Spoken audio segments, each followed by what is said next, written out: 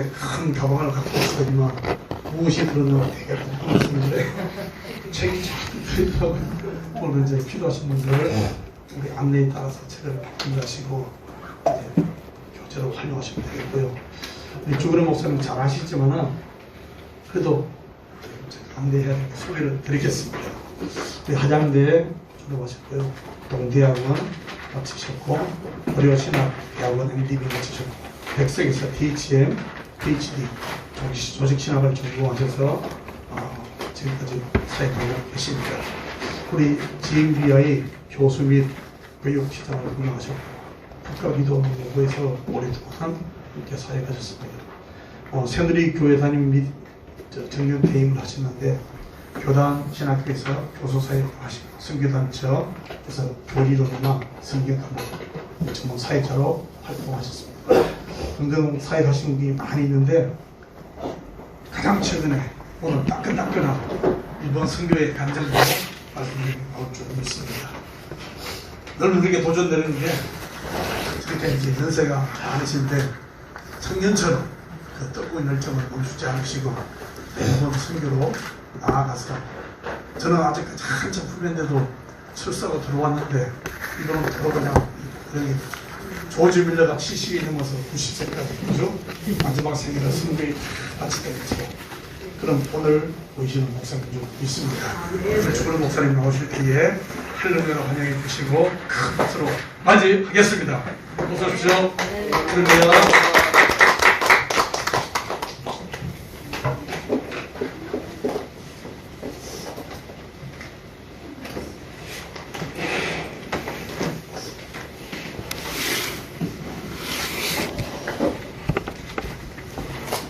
皆さん、お会いして嬉しいです。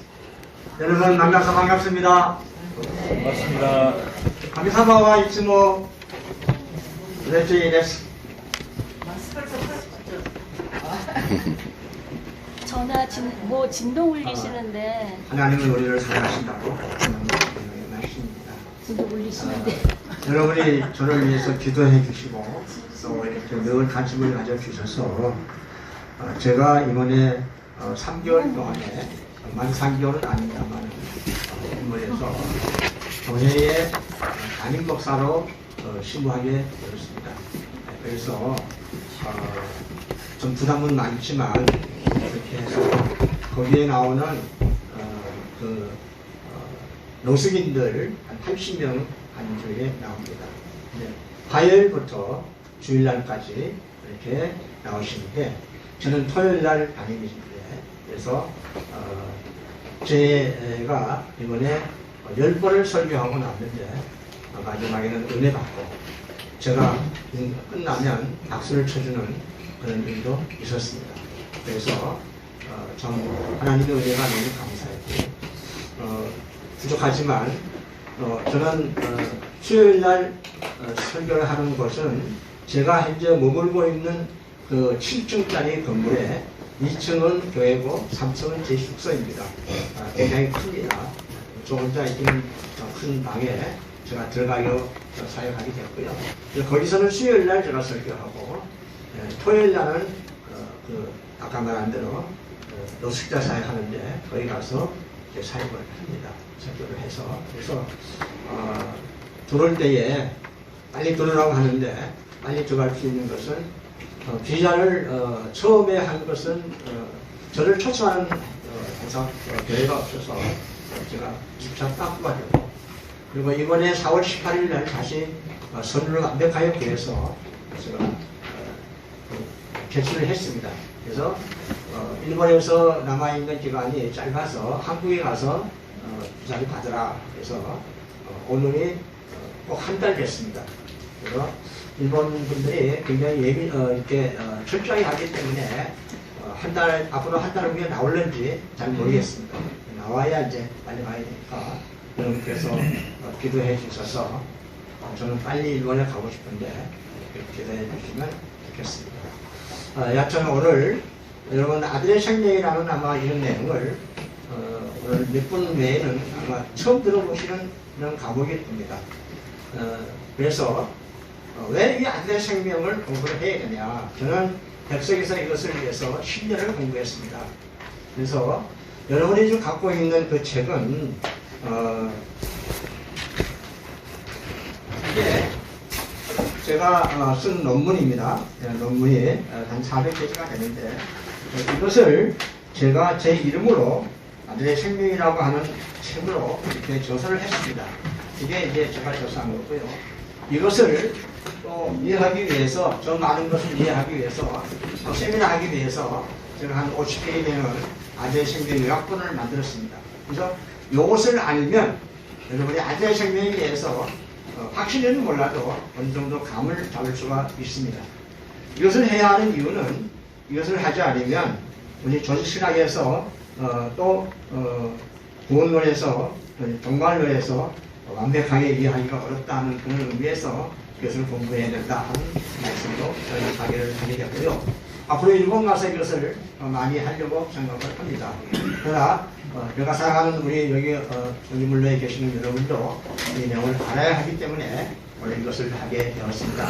좀 부담이 되지만 여하튼 간에 설교를 구원한다고 생각하시고 제가 이제 한 80명을 제 설교할 때는 제가 정식을 배정을 해야 됩니다. 그래서 한 달에 한 50만 원이 비용이 들어갑니다. 그래서 600만 원을 이미 지불을 했습니다. 왜냐하면 그 사정이 거기에 담임 목사님이 옛날에는 세계 부흥사로서 나와서 돈을 좀 많이 가지고 있었는데 요즘은 좀 어려워서 담임 목사가 6명이 있습니다. 그게 제가 토요일 담당 목사입니다. 이렇게 제가 일부 사역을 간단하게 말씀을 드리고요. 오늘 이제 이것을 공부를 하는데 이게 페이지가 이게 한 학기 분량입니다. 이게 한 학기 분량인데 2시간에 이것을 다 할 수가 없어서 제가 가능하면 32페이지까지 여러분에게 하겠습니다. 마지막 거는 조직신학으로 보는 아들의 생명이 어떤가 하는 것을 하는 것인데 앞에 있는 것을 복습하는 그런 차원이기 때문에 여러분이 읽어도 충분히 아마 이해가 될 거라고 생각을 합니다. 그래서 한 페이지에 한 3분 50초를 3분 30초를 해야 한 페이지가 넘어가야 됩니다. 그래서 여러분이 질문도 많을 거예요. 아들의 생명이 뭐야? 왜 그렇게 해야 하고 질문이 많지만 가능하면 질문은 사양하겠습니다. 질문을 받으면 그런 내용은 아무것도 못합니다. 그래서 질문이 있는 사람은 자기 그 이름하고 글을 써서 저에게 주시면 메일번호를 제가 알려드리겠습니다. 써주시면 제가 성심껏 답변을 해 올리겠습니다. 그러면 되겠죠? 별로 마음에 안 드시는 것 같은데 질문을 해야 재밌는데 질문하면 제가 뭐 10페이지도 못 나갈 것 같아요. 그래서 30페이지를 해야 우리 아들의 생명이 뭐라는 걸 알고 있고 오늘 여기 오신 분 중에서 이제 아들의 생명을 강의하려고 하신 분도 계십니다. 그런데 하여튼 간에 이 과목은 알려지지 않는 과목이고 또 저 혼자가 이렇게 논문을 발표한 거이기 때문에 저는 굉장히 아끼고 사랑합니다. 이 논문을. 그래서 저기 오른쪽에 있는 파노라마 분이 저를 10년 동안 공부하는데 도움을 주었어요. 그쪽이 아니고 제 편에서 오른쪽에. 그래서 정말 돈 한 푼도 안 드리고 공부를 하게 되었습니다. 그래서 너무 감사하게 생각합니다. 자, 그러면 펴시고요.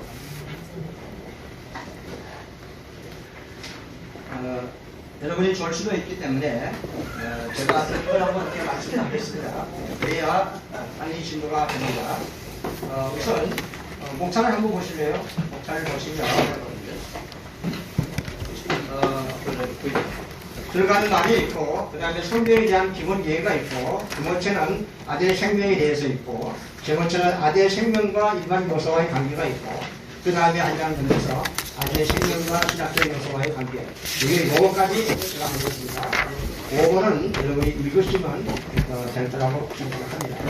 들어가는 말을 한번 보시기 바랍니다. 그 앞에 우리 선생님 앞에 읽어보세요. 오늘날 신학교에서 배우는 조직 신학은 네덜란드에서 미국으로 이민 간 개혁 신학자 루이스 벌코프가 59세가 되는 1932년도에 출판한 루이스 벌코프의 조직신학, 저서를 주로 교재로 많이 사용하고 있다. 이 저서는 미국, 캐나다, 한국에 있는 신학교와 기독교 대학교에서 가장 영향력 있는 조직신학의 중심 교재로 사용하고 있다. 네, 그러면 제가 설명을 합니다. 조직신학을 간단하게 말씀을 드리면 그 옆에 보면 성경의 거신에는 하나님과 사랑과 사건과 삶에 대한 규칙과 도리에 대해서 논리적으로 저직하여서 체계화한 학문이 바로 조직신학이라는 겁니다. 그래서 조직신학은 하나님의 계시인 성경의 진리와 하나님과의 관계가 되는 창조, 섭리, 구속, 구원의 과정, 교회, 종말론에 관한 일들을 논하는 학문입니다. 신학에서 배우는 하나님은 학문적 연구의 직접적인 대상은 아니고 말씀으로 계시되는 내용만 신학의 대상이 됩니다. 그래서 하나님은 신학의 궁극적인 대상이지만 직접적인 대상은 아닙니다. 왜냐하면 하나님을 지식적으로 논하기에는 논하거나 평가할 수는 없기 때문입니다. 여기까지가 조직신학을 간단하게 이야기할 수 있는 내용입니다. 그러니까 여러분이 조직신학이 뭐냐고 물어보면 이렇게 말씀하면 되겠습니다. 그러니까 성경에 등장하는 하나님과 사랑과 사건과 삶에 대해서 그 규칙과 도리에 대해서 논리적으로 저직하여서 체계한 학문이다. 이렇게 하면 조직신학을 말씀할 수 있는 내용입니다. 3번에 보면 그런데 신학연구에 지금까지 밝혀진 범위에서 아직까지 쓰여있는 부분이 있는데 그것이 아들의 생명에 관한 새로운 신학이다. 아들의 생명은 어떤 존재인가? 하나님의 신의 본질과 본성을 가진 신적인 요소를 시와 같은 시적 행태로 전부 하나님께서 생출된 존재로서 택함받은 모든 성도들의 영의 주격으로 존재하고 있습니다. 근거 성구는 히브리 2장 11절이고요. 성경이 기록된 아들의 생명과 관계되는 성도들을 구체적으로 살피면 조직신학에서 가장 핵심적인 내용이라는 것을 알게 되므로 새로운 신학으로서의 존재 가치를 발견할 수가 있다. 그 다음에 성경에 대한 기본이게 여러분 신학은 우리 성경은 66번의 중심 인물은 누구라고 생각하십니까? 예, 아주 정확하게 알고 계시네요. 성경의 핵심 인물은 예수님입니다. 신구약 성경의 핵심 교리는 무엇일까요? 네? 구원. 하나님 사랑, 이웃 사랑. 누가 말했어요? 저요. 예. 우리 박수 한번 쳐야 됩니다. 제가 이번에 이번에 가서 이 하나님의 사랑과 이웃사랑에 대해서 9번을 설교하고 왔습니다. 그래서 우리 믿는 사람이 가장 실천해야 할 사항은 하나님 사랑과 이웃사랑입니다. 이게 안 돼 있으면 다른 신앙을 거기에 올라갈 수가 없다고 저는 보는 사람입니다.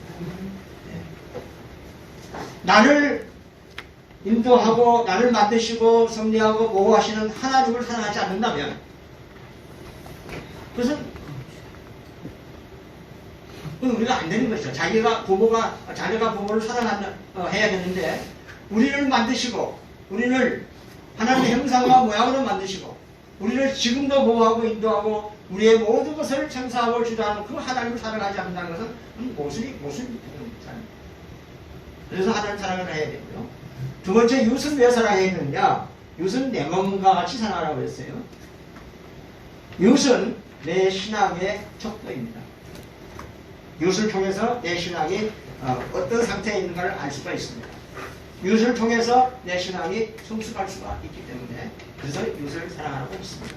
근데 여기에는 문제가 있어요. 이웃을 사랑하는 데는 나에게 유익을 주고 나를 좋아하는 사람은 내가 사랑 잘합니다. 하지 말라고 해요. 근데 나를 힘들게 하고 나를 어렵게 하는 그런 이웃은 저는 사랑할 수가 없습니다. 사랑하기가 어려워요. 그러니까 어떻게 돼요? 하나님 사랑과 이웃 사랑을 완전히 못하는 거죠. 그러면 우리 신앙이 병든다는 거예요. 이것을 여러분이 이해를 하고 넘어갔으면 좋겠습니다. 그러면 신구약 성경의 중심 사상은 하나님 사랑과 이웃 사랑인데 이것은 성경의 핵심이요 주제입니다. 이웃의 정의는 나 외에 다 이웃입니다. 나 외에 아내도 남편도 자녀도 또 그 다음에 친척도 다 이웃입니다. 그래서 자기 아내와 자녀들은 가장 가까운 이웃이고요. 그 다음에 친척을 그 다음에 가까운 이웃이고 또 먼 이렇게 길가에서 만나는 사람은 먼 이웃들이. 그래도 그 모든 이웃을 내가 뭐 이 대한민국에 있으면서 세계를 다 살아갈 수도 없잖아요. 그래서 관계 맺는 사람은 다 이웃이니까 그 사람을 사랑해야 된다는 거예요. 어떻게 하라? 내 몸보다 더 귀하게 하라는 거예요. 내 몸은 아프면 병원에 가야 되고 추우면 옷을 다 입어야 되고 배고프면 먹어야 되잖아요. 그것처럼 이웃을 내 몸같이 사랑해야 된다 하는 것이 저는 우리 신앙의 핵심이라고 그렇게 생각하는 사람입니다.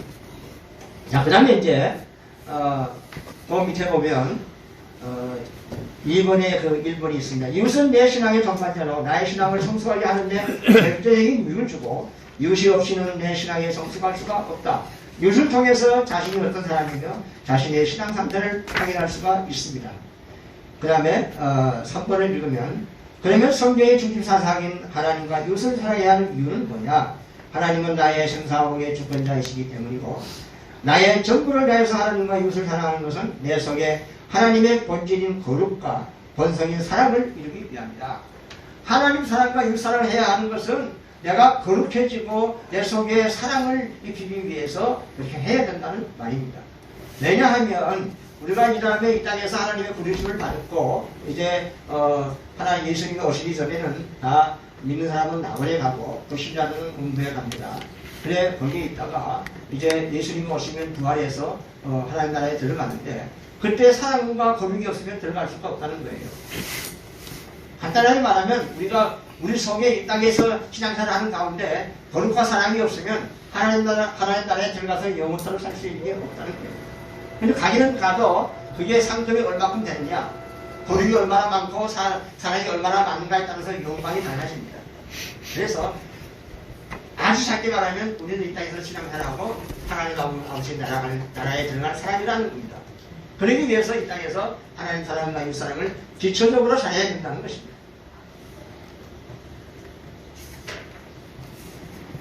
그 다음에 4번에는 신앙생활을 하다가 하나님의 부르심을 받으면 몸은 흙으로 돌아가고 영은 낙원에 머물다가 주님께서 재림하실 때 영을 벗어버리고 거룩으로 만들어진 신령한 몸으로 부활해서 하나님 아버지 나라에 들어가서 그것에서 하나님께서 내게 입혀주시는 영광을 입기 위함이다. 그 영광은 어떤 영광이냐면 해와 달과 별과 별의 영광이고 영광이 달다는 것 신앙에 따라서 또 면류관이면 생명의 면류관, 의의 면류관, 그 다음에 영광의 면류관, 그 다음에 금면류관 이런 그 상급이 다르다는 것입니다. 예를 들어서 만약에 돌아가시기 전에 하늘에 예수 믿는 사람하고 모처로 신앙생활하는다고 상급이 같다 그러면 하나님 공평한 사람이 아니에요. 저같이 70년을 새벽기도 안 빠지려고 하는 사람하고 새벽기도 한 번도 안 나오고 돌아가신 분하고 같다 그러면 저는 억울하죠. 그렇죠? 그렇지 않겠어요? 다른 대답을 안 하시는 좀 도움을 해주셔야 제가 힘이 나죠. 저는 아주 열정이 많은 사람이라서 여러분이 행동을 안 하시면 그냥 그렇게 합니다. 보통 열정이 있는 게 아닙니다.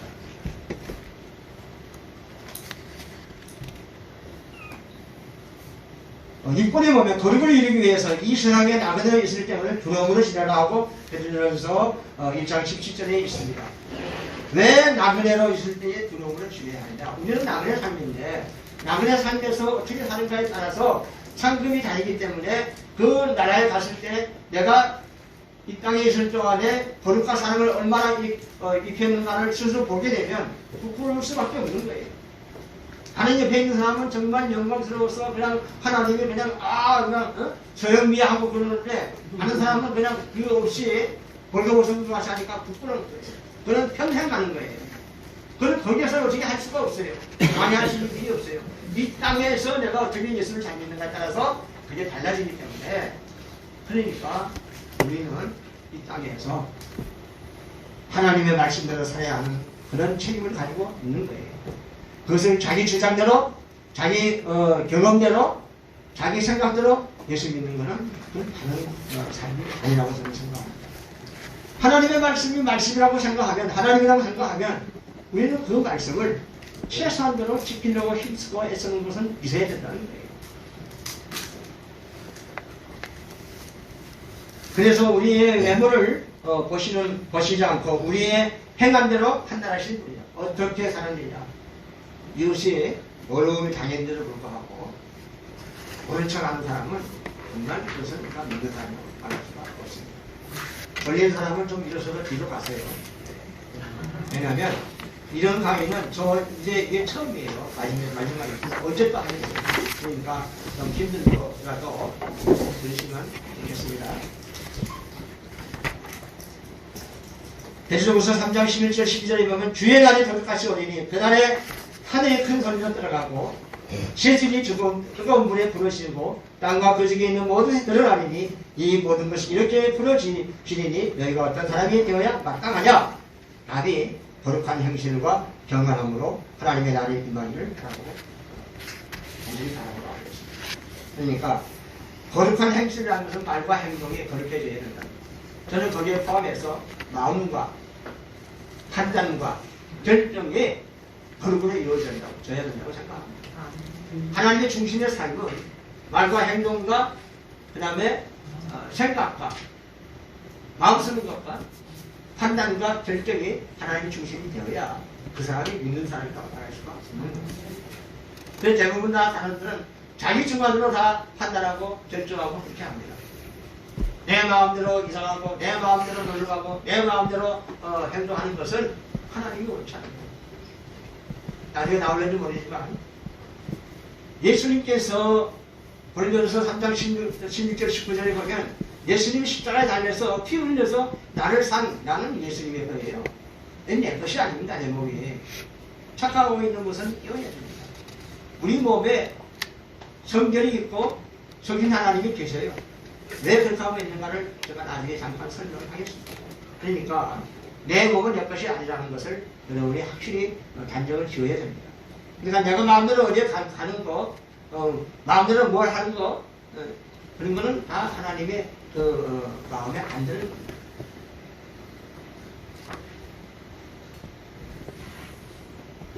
거룩에 대한 내용이에요. 한번 우리 화면을 한번 보여주세요. 고린도후서 7장 1절. 네, 7장 1절. 우리 한번 같이 읽을까요? 시작. 그런즉 하나님을 나더라. 이 약속을 가진 우리가 하나님을 두려워하는 가운데서 거룩함을 온전히 이루고 육과 영의 더러운 것에서 자신을 겪게 하자. 그 다음에 밑에 4장 3절 시작. 하나님의 것을 믿으시니 너희의 거룩함이라. 하나님의 말씀과 힘으로 거룩하게 된다.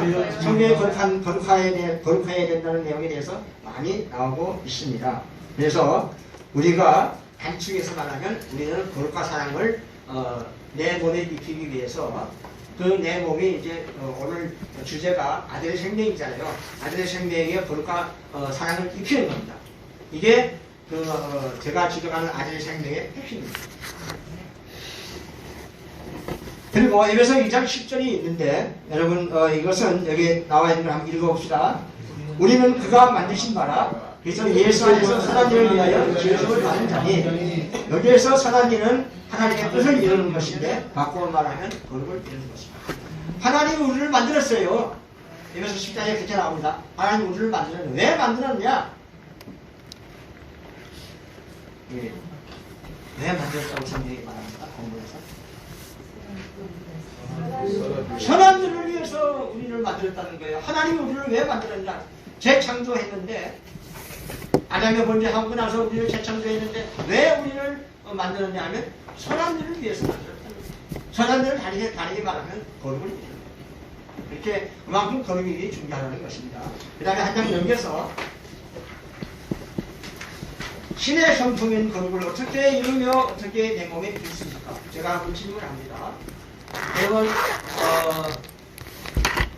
고린도전서 3장 16절 17절에는 우리 몸에 성전으로 만드시고 또 성신 하나님이 계신다고 했는데 우리 몸은 장엄대를 짓고 있습니다. 매일 장엄대를 짓는데 그 장엄대를 짓는 우리 범죄하는 몸에 어떻게 성전이 있을 수 있고 어떻게 성신 하나님이 거할 수가 있을까요? 논리적으로 좀 맞습니까? 네, 조지신학교에 오셨는데 한 분이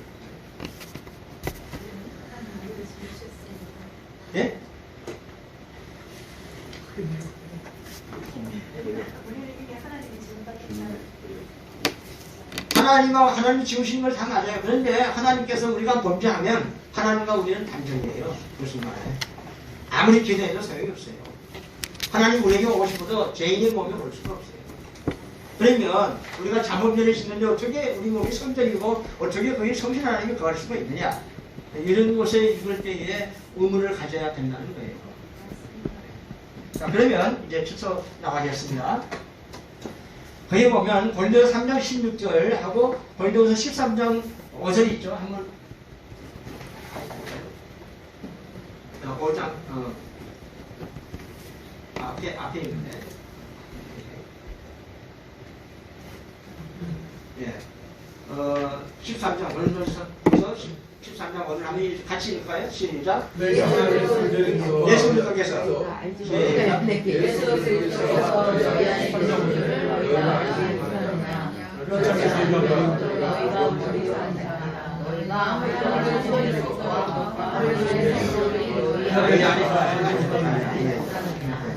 그래서 여기 보면 내 몸의 영의 축적으로 있는 아재의 생명에는 이미 신의 본질과 본성의 씨를 가지고 있습니다.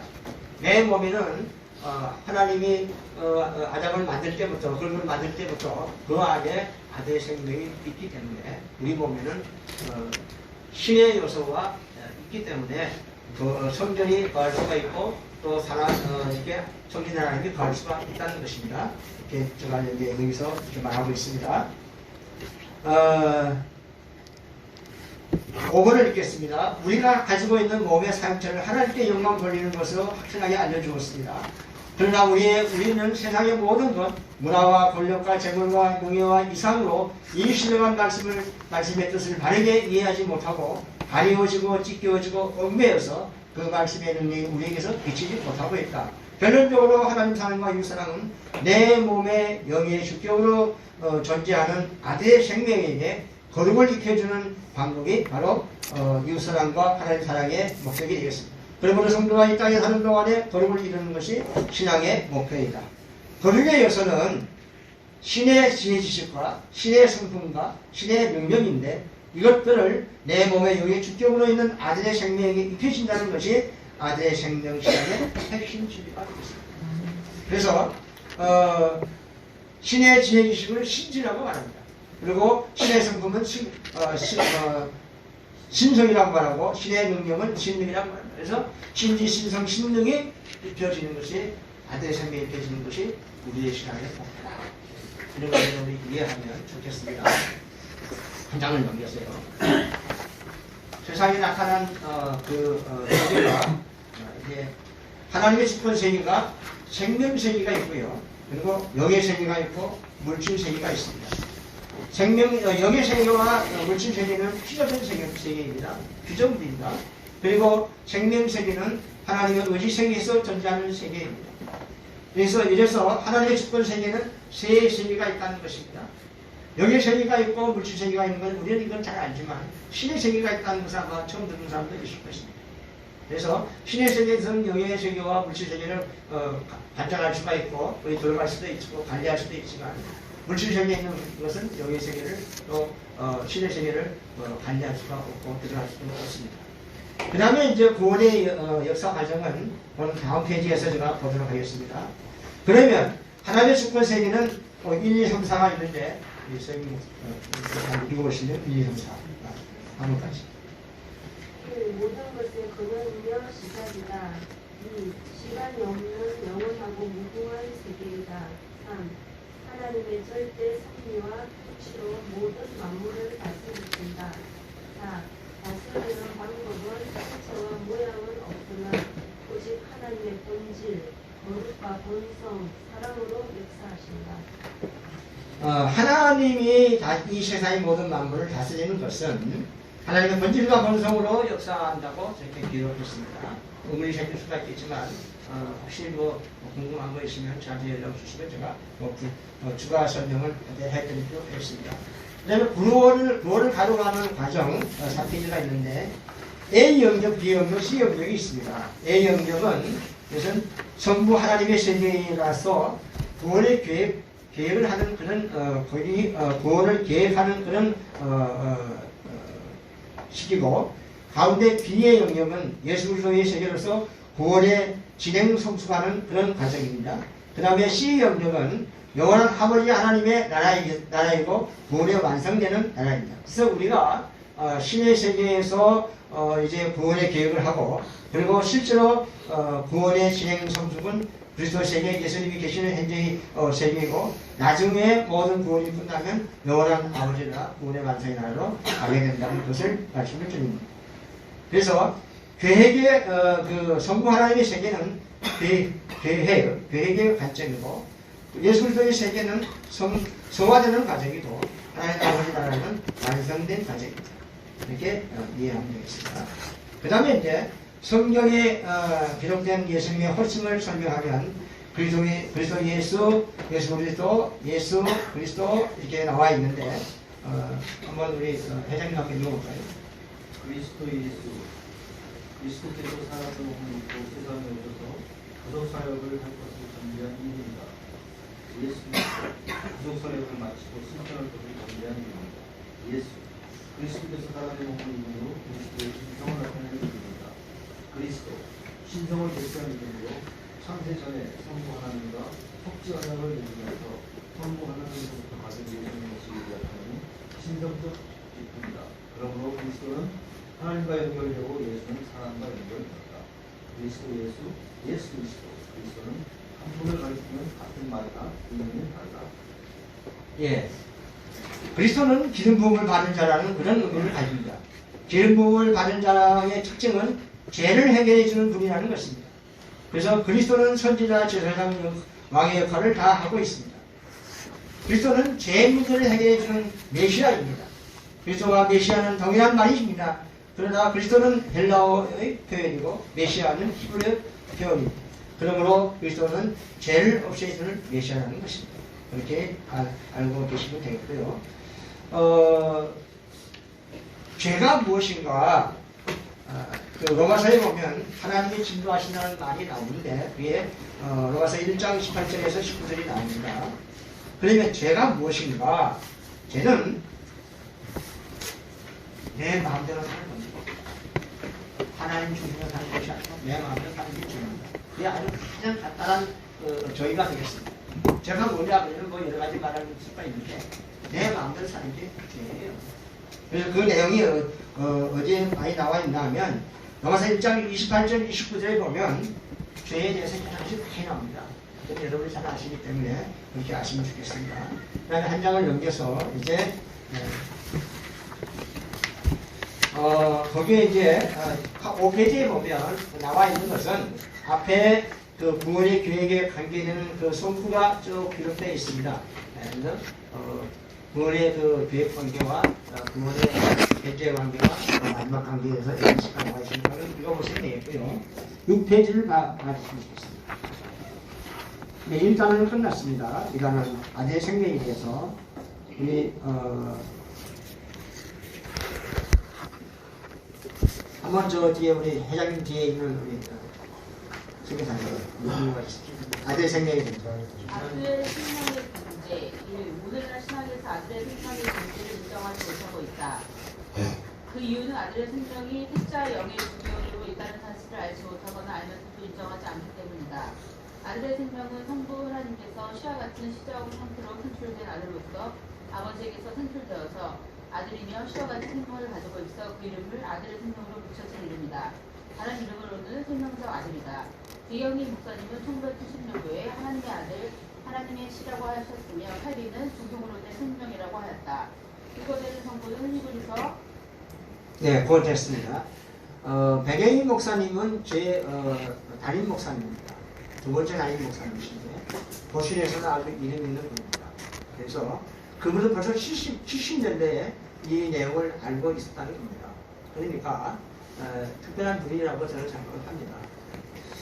그리고 6번에 보면 아들의 생명의 능력과 영광을 신의 능력과 그 다음에 신의 지혜과 신의 성품 신에게 영광을 드리기 위해서 하나님께서 모든 만물을 통치하고 섭리하고 보호하신다. 아들의 생명에게 이런 것을 입히기 위해서 모든 만물을 통치하고 섭리하고 보호하신다. 하나님은 아들의 생명에 이렇게 관심을 가지는 거예요. 아들의 생명에게 신의 지식과 신의 능력과 신의 성품을 입히기 위해서 모든 만물을 통치하고 섭리하신다는 거예요. 그만큼 아들의 생명이 중요하다는 겁니다. 아들의 생명을 인정한다면 아들의 생명의 생충의 근원인 생명세계의 존재를 인정해야 한다. 아들의 생명의 존재가 인정된다면 우리가 학습하고 있는 전수신앙에서 신론과 공업론과 정말의 일부는 수정되어야 한다. 근데 아직 생명세계에 대해서는 기본 생명세계가 있고 생명 세계를 기본 생명 세계라고 말하기도 하고 신의 세계라고 말하기도 하고 성부 세계라고 말하기도 합니다. 기본 생명과 관계적 생명으로 구분되고 그 다음에 기본 생명은 성부 하나님께서 직접 나온 생명들을 말하고 그리고 관계적 생명은 예수님과 관계로 이루어지는 생명이다. 한 장 넘겨서 이제 7페이지를 보겠습니다. 디모데 2장 11절을 보면요. 우리가 일반적으로 성부 하나님과 성자 하나님, 성신 하나님은 그냥 붉은색으로 이렇게 표시되는데 조지신학에서는 요것만 이야기를 합니다. 그죠? 조지신학에서는 성부 하나님에게서 성자 하나님이 발생되고 성신 하나님이 발출됐다 이렇게 이야기합니다. 근데 이 2장 11절에 적용하면 그 아들의 생명이 성부 하나님에서 나왔다는 그런 근거입니다. 그래서 그것을 나중에 설명을 하겠습니다. 여러분이 우리 몸속에 영과 혼과 이렇게 이야기를 하죠. 혼은 여러분은 어떻게 정의를 하시는지 제가 정의한 걸 알려드리겠습니다. 혼은 영이 혼을 통해서 육을 지배합니다. 이게 가장 정확한 정의입니다. 영이 육을 지배할 때 혼을 이용하여서 지배합니다. 그러므로 혼은 기관이지 영과 육처럼 물질이 아닙니다. 예수님께서 말씀하신 이걸 한번 7페이지 한번 들어주실래요?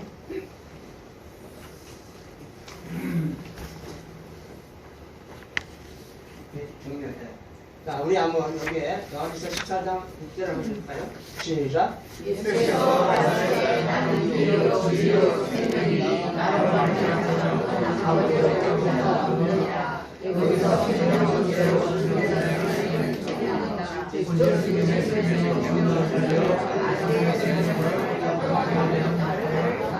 네, 그 세 번째 줄에서 마지막까지는 여러분이 이해하기가 좀 어려울 수도 있는데 예수님이 우리를 위해서 죽으셔서 우리에게 생명을 준 것은 아들의 생명이 활동하는 자리를 만들어 주시리라 입니다. 이해가 됐어요? 사모님이 아주 이해를 잘하시네요.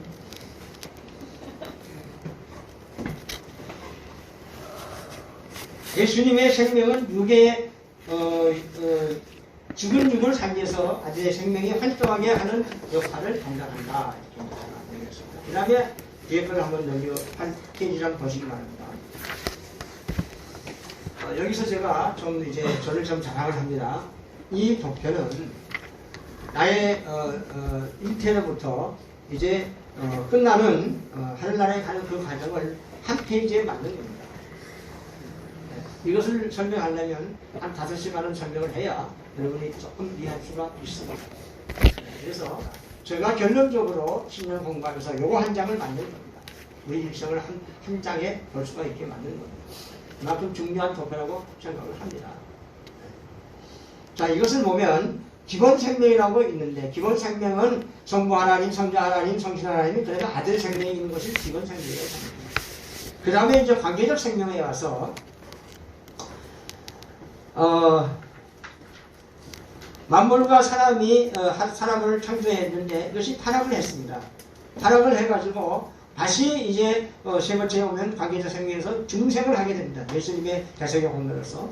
그리고 새로운 피조물로 되고 그 새로운 피조물이 죽으면 이제 낙원과 음물을 가서 또 예수님이 공중 재림하면 부활하고 그리고 천정왕국이 시작하고 벽보자 심판을 통해서 믿는 사람은 하나님 아버지 나라를 가고 안 믿는 사람은 영원한 지옥에 간다. 일생을 한 장에 태어난 겁니다. 그 옆에 설명을 보면 이런 설명을 다 하려면요. 여러분이 이해하게 설명하려면 5시간도 못 할 수가 있습니다. 그래서 여기 우리 지금 박사학위를 공부하신 분이 오셨는데 신학 박사학위를 하신 분이 오셨는데 아마 이해가 잘 되셨어요. 그래서 이것은 그냥 이렇게 여러분이 보는 걸로 만족을 하고 옆에 있는 그 조금만 글도 여러분이 읽으셔야 이해가 됩니다. 이걸 다 설명하려면 지금 벌써 10시 40분인데 다 할 수가 없습니다. 자, 그래서 넘어가겠습니다. 아들의 생명이라는 것은 무엇이냐? 우리 저 뒤에 최도선 우리 전도사님 계시는 분 한번 읽어보실까요? 아들의 생명 7페이지 9페이지 아들의 생명은 창세 이전 세계에서 실제로 있었던 상황을 근거해서 만들어진 용어로서 성경에서 말하는 다음의 용어에서 참 쉽다. 네, 그거까지 하시고요. 여기 보면 영어를 써놨는데요. The being of the Son이라고 했습니다. 제가 아들의 생명을 영어로 말하기 위해서 어느 지금 담시동에 있는 그 큰 교회 담임하시는 분한테 물어봤더니 The live of Son이라고 그렇게 이야기해요. 그거는 live하고 being하고는 다른 표현입니다. being이라는 것은 존재를 말하는 겁니다. 그래서 The being of the Son 이게 아들의 생명이라는 말입니다.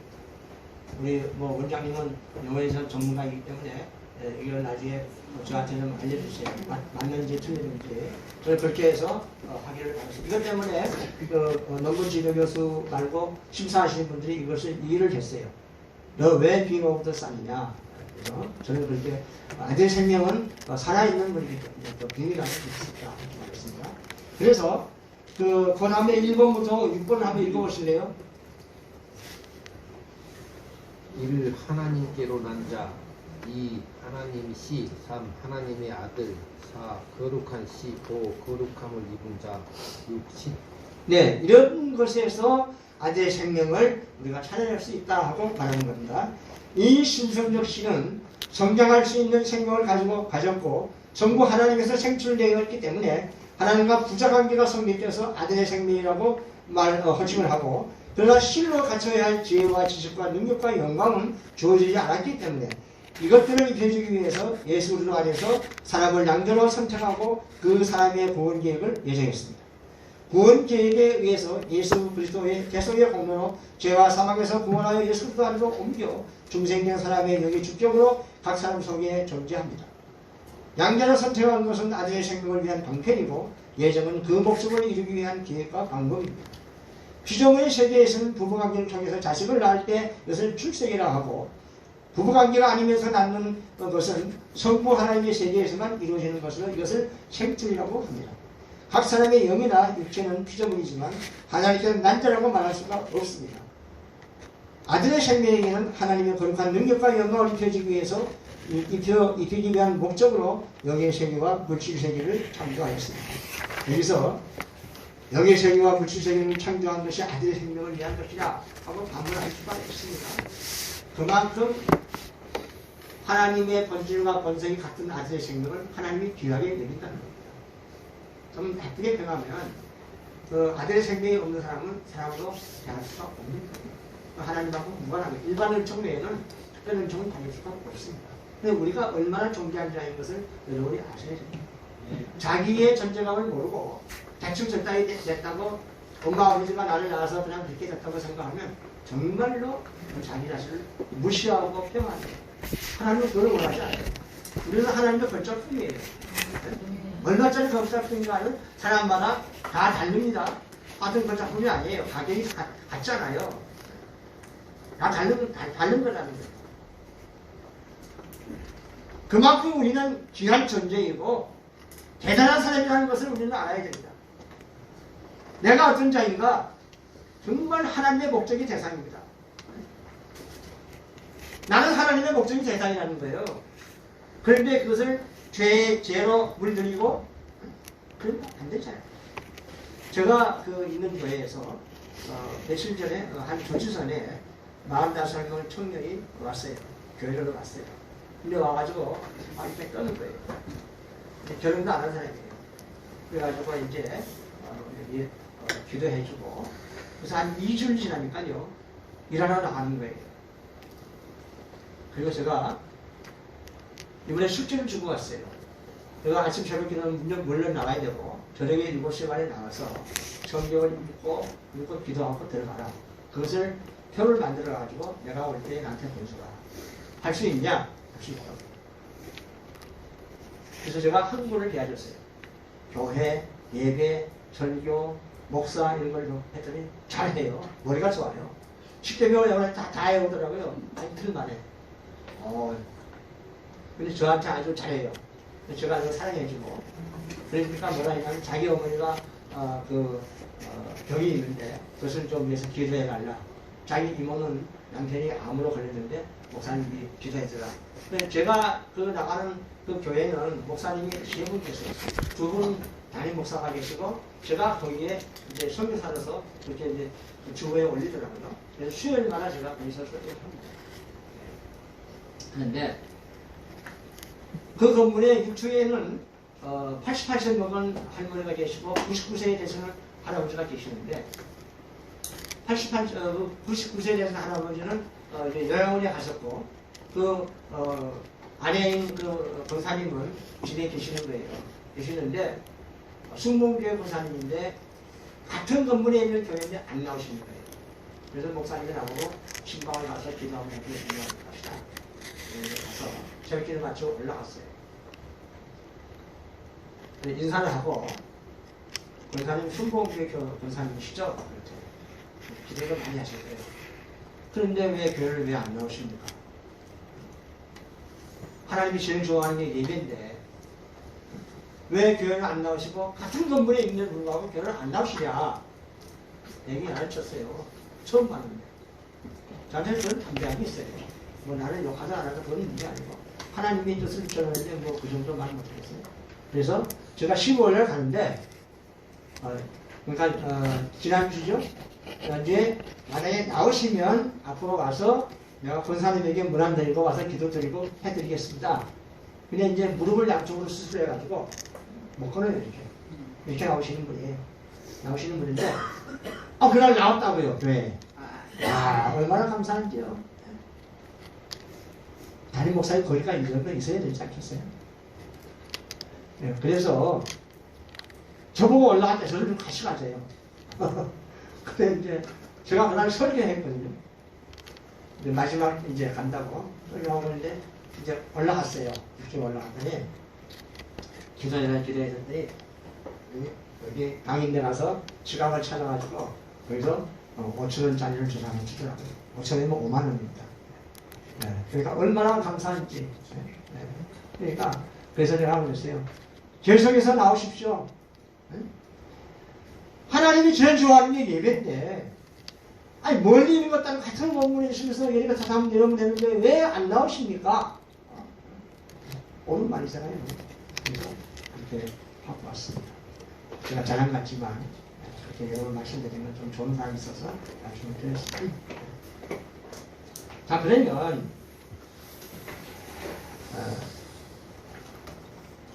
이 2번입니다. 이 신성적 씨는 성장할 수 있는 생명을 가졌고 전부 하나님의 생체였기 때문에 하나님과 부자관계가 성취된 아들의 생명이라고 말했다. 이렇게 읽었습니다. 양자를 선택한 것은 아들의 생명을 위한 방편이고 예전은 그 목적을 이루기 위한 계획과 방법이다. 그 다음에 이제 한 장 더 넘겨서 영감이라고 하는 것이 나와 있는데 이제 한번 9페이지에 한번 끌어보겠습니다. 9페이지 그냥 같이 읽을까요? 시작.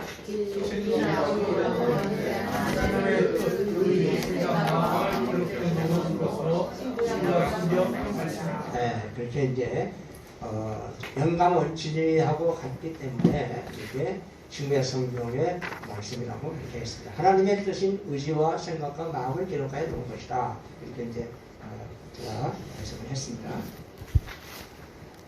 그 다음에 이제 10페이지 보겠습니다. 아재 생명에 관한 성구의 해석을 말씀드립니다. 히브리 2장 11절만 제가 여기 있는 걸로 설명을 해올리겠습니다. 거룩하게 하시는 이와 거룩하게 함을 입은 자를 다 한 근원에서 하나에서 난지라. 그러므로 형제나 부르기를 부끄러워 아니하시고 핵심은 뭐냐면 거룩하게 하는 자는 예수 그리스도고 거룩하게 함을 입은 자는 우리 중생된 성도를 말합니다. 그리고 이것을 좀 더 구체적으로 말하면 아들의 생명을 말합니다. 그래서 특징은 뭐냐면 하기야전과 하기야전 능매의 의미는 정확하게 분석하면 그놈과 혈통이 하나인 성부 하나님에서 나왔다는 것을 증명하는 것입니다. 그래서 요 성부 22장 10절 11절로 이 논문을 만들게 된 것입니다. 그렇게 하고 나머지 이제 이 성부에 대한 설명이 지금 나와 있는데요. 15페이지로 넘어가겠습니다.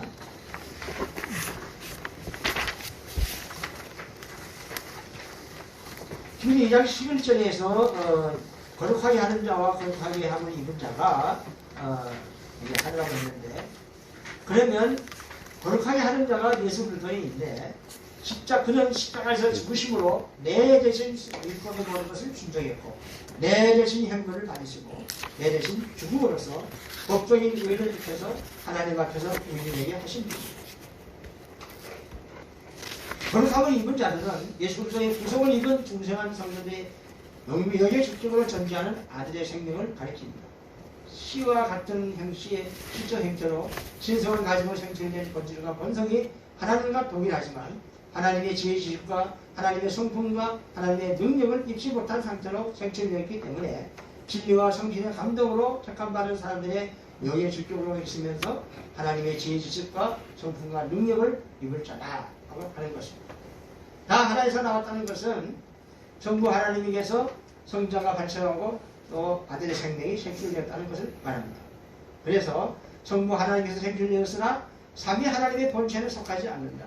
그러므로 성자 하나님과 아들의 생명은 한 분이신 성부 하나님께서 나왔다는 것이다. 이 내용을 뒷받침하는 성부는 사도행전 17장 29절에 있는데 밑에 있습니다. 같이 한번 읽어볼까요? 시작. 이와 같이 신의 소식이 되었습니다.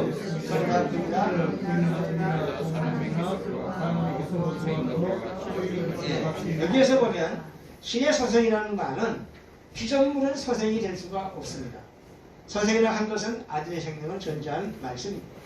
히브리 2장 11절은 성부 하나님에서 발생된 성자 하나님과 아들의 생명은 한 분이신 성부 하나님이 나왔다는 것입니다. 자, 그 다음에 넘겨서 16페이지입니다. 그러므로 형제라 부르시기를 부끄러워하지 않으시고 예수님과 우리를 형제라고 하는 것은 어떻게 되는 거냐? 그러면 최사선 전사님 한번 읽어보실까요? 16페이지. 그러므로 형제라 부르시기를 부끄러워 아니하시고 성부 하나님에게서 성자와 아들의 생명이 난 것을 전제하는 말이다. 근원이 하나이며 혈통이 하나에서 나왔으므로 형제라고 부른 것이다. 다 읽으세요. 예수님을 형제로 부를 수 있는 시기는 하나님의 생명이 영의 아들의 생명이 영의 주격으로 사람의 몸을 입고 있는 기간은 아니다. 사람의 몸을 입고 있는 동안에는 구주이며 하나님의 부르심으로 사망 후에 예수님께서 재림하시면 영체를 벗은 아들의 생명